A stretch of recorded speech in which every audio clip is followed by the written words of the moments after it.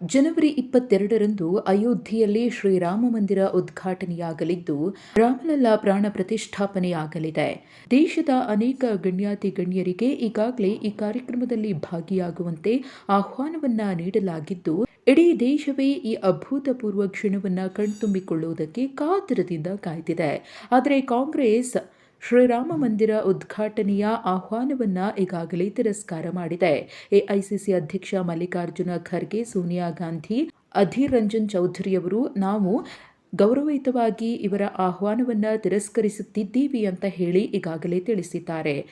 ಕಾಂಗ್ರೆಸ್ನ ವರಿಷ್ಠರ ಈ ನಿರ್ಧಾರಕ್ಕೆ ಸ್ವಪಕ್ಷದಲ್ಲೇ ಸಾಕಷ್ಟು ವಿರೋಧ ವ್ಯಕ್ತವಾಗಿತ್ತು.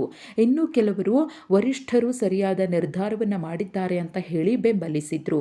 ಇನ್ನು ಈ ವಿಚಾರಕ್ಕೆ ಸಂಬಂಧಪಟ್ಟಂತೆ ರಾಜ್ಯದ ಸಿಎಂ ಸಿದ್ದರಾಮಯ್ಯನವರು ಕೂಡ ಪ್ರತಿಕ್ರಿಯೆಯನ್ನು ಕೊಟ್ಟು, ನಾನು ಕಾಂಗ್ರೆಸ್ನ ವರಿಷ್ಠರು ತೆಗೆದುಕೊಂಡಿರುವಂತಹ ನಿರ್ಧಾರವನ್ನು ಸ್ವಾಗತ ಮಾಡ್ತೀನಿ ಅಂತ ಕೂಡ ಹೇಳಿದ್ರು.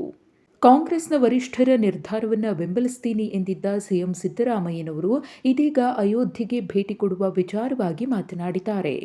ನಾನು ಜನವರಿ 22ರ ರಾಮಮಂದಿರ ಉದ್ಘಾಟನೆಗೆ ಹೋಗೋದಿಲ್ಲ, ಆದರೆ 22ರ ನಂತರ ಬಿಡುವು ಮಾಡಿಕೊಂಡು ಅಯೋಧ್ಯೆಯಲ್ಲಿರುವ ರಾಮ ಮಂದಿರಕ್ಕೆ ನಾನು ಭೇಟಿ ಕೊಡ್ತೀನಿ ಅಂತ ಹೇಳಿದ್ದಾರೆ. ಇನ್ನು ನಾವು ಕೂಡ ಶ್ರೀರಾಮನ ಭಕ್ತರೇ, ನಾವು ಶ್ರೀರಾಮನ ವಿರೋಧಿಗಳಲ್ಲ.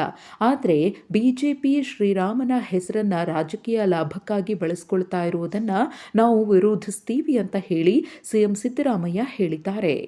ಎಲ್ಲ ವರ್ಗಗಳನ್ನು ಒಳಗೊಂಡು ಮಾಡಬೇಕಾದ ಧಾರ್ಮಿಕ ಕಾರ್ಯಕ್ರಮವನ್ನು ಒಂದು ಪಕ್ಷದ ರಾಜಕೀಯ ಕಾರ್ಯಕ್ರಮವನ್ನಾಗಿ ಪರಿವರ್ತನೆ ಮಾಡಲಾಗಿದೆ. ಈ ಮೂಲಕ ಪ್ರಧಾನಿ ನರೇಂದ್ರ ಮೋದಿ ಮತ್ತು ಸಂಘ ಪರಿವಾರದ ನಾಯಕರು ಶ್ರೀರಾಮನಿಗೆ ಅಗೌರವವನ್ನು ತೋರ್ತಿದ್ದಾರೆ ಅಂತ ಸಿಎಂ ಹೇಳಿದ್ರು.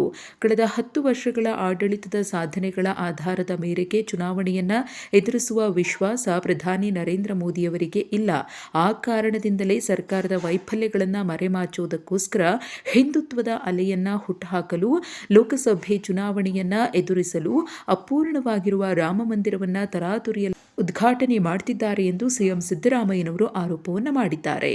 ಇನ್ನು ಜನವರಿ 22ರಂದು ನಾನು ಹೋಗೋದಿಲ್ಲ, ನಂತರ ಬಿಡುವು ಮಾಡಿಕೊಂಡು ಅಯೋಧ್ಯೆಗೆ ಹೋಗ್ತೀನಿ ಅನ್ನೋ ಸಿದ್ದರಾಮಯ್ಯನವರ ಹೇಳಿಕೆಗೆ ಸಂಬಂಧಪಟ್ಟಂತೆ ಬಿಜೆಪಿಯ ನಾಯಕರು ಕೂಡ ಪ್ರತಿಕ್ರಿಯೆಯನ್ನು ಕೊಟ್ಟಿದ್ದು, ಒಂದಷ್ಟು ಮಂದಿ ಸ್ವಾಗತ ಮಾಡಿದರೆ ಇನ್ನೊಂದಷ್ಟು ಮಂದಿ ವಿರೋಧವನ್ನು ವ್ಯಕ್ತಪಡಿಸಿದ್ದಾರೆ.